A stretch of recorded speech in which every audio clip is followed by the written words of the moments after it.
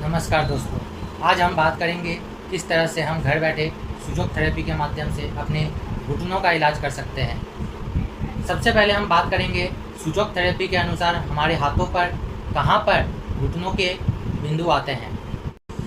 सुजोग therapy के अनुसार हमारे हाथों के मिडल फिंगर और रिंग फिंगर ये दोनों हमारे पैर को दर्शाते हैं। जैसे कि हमारे पैरों पर 3 जॉइंट आते हैं, वैसे ही हमारे अंगुली पर भी 3 जॉइंट हम देख सकते हैं। बीच वाले जॉइंट पर हमारे नी जॉइंट आते हैं, रिंग फिंगर पर भी उसी तरह बीच वाला जॉइंट हमारे नी जॉइंट को रिप्रेजेंट करता है।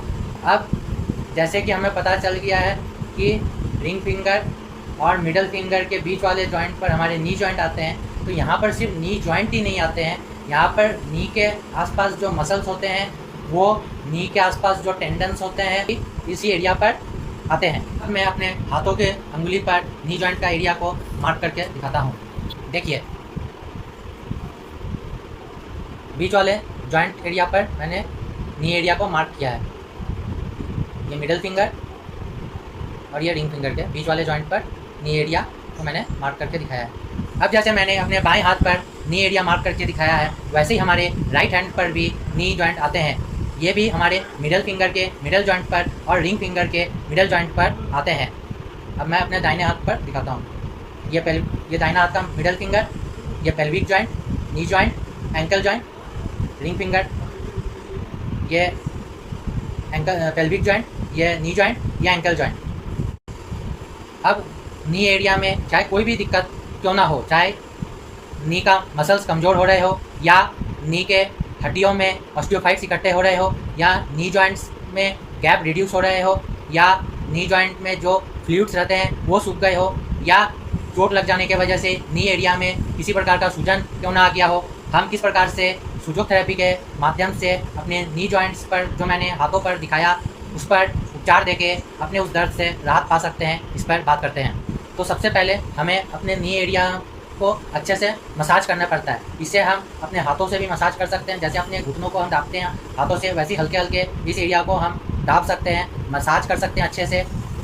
या सुजोग रिंग बोलकर एक ऐसा रिंग आता है जो आप अपने निकटवर्ती किसी भी सुजोग थेरेपिस्ट से या एक्यूप्रेशर थेरेपिस्ट से प्राप्त कर सकते हैं। इसके माध्यम से हम इस नी एरिया को अच्छे से 1 मिनट तक इस प्रकार मसाज देंगे।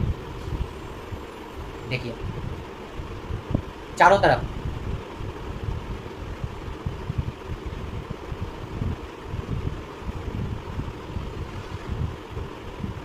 अच्छे से मसाज देंगे 1-1 मिनट 1-1 एरिया पर।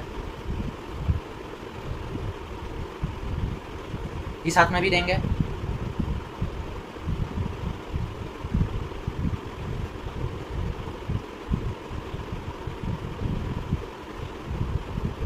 इसके बाद हम इस एरिया में दाना मेथी का एक पट्टी रात को खाना खाने के बाद लगा लेंगे, जिसे हम सुबह स्नान करने के पहले तक लगा के रखेंगे। अब मेथी पट्टी किस तरह से लगाना है वो मैं दिखाता हूँ। इस तरह का मेडिकल पेपर टेप बाज़ार में आपको किसी भी नज़दीकी मेडिकल स्टोर में प्राप्त हो जाएगा। 1 इंची का पेपर टेप बोलिएगा, आपको मिल जाएगा। अब इस 1 इंच के पेपर टेप के माध्यम से इस तरह से हम मेथी पट्टी बनाएंगे। इसे हम अपने नी एरिया पर पूरे 360 डिग्री में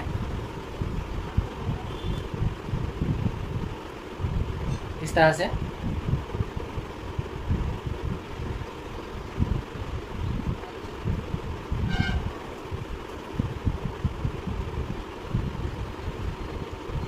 लगा लेंगे, इस एरिया में भी और अपने दाहिने हाथ के नी एरिया पर भी।